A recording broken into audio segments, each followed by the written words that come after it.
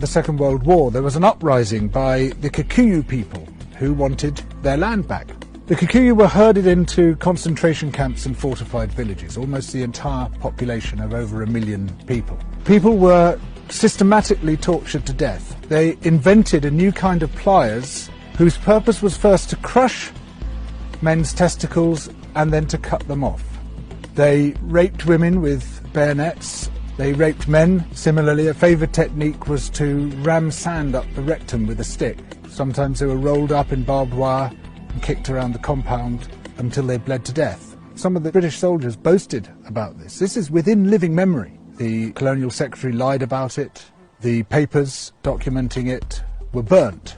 The impact of the rich and powerful nations has been so phenomenally murderous and destructive that it has been completely airbrushed from our national consciousness. In order to justify the land-grabbing colonial projects, you had to create an ideology. We, the Europeans or the Americans, have come to rescue the rest of the world from its depravity and backwardness. But in order to do that, you have to be able to demonstrate that the rest of the world is depraved and backward. From this arose the racism that is still with us today. It was a necessary component of the colonial project.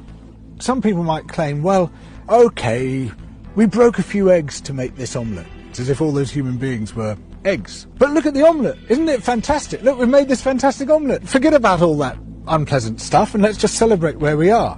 Where we are is a continuation of the project. We commodified people's land and people's labour and turned it into our property. We're also destroying the rest of the living world alongside it. We don't have to be like this. We are the same human beings as anybody else. We're all part of the same big human family. We just have to recognise that, accept that. And of course, within Western countries, there are plenty of brilliant people resisting colonisation, both internal colonisation within our own countries and external colonisation of other people's countries.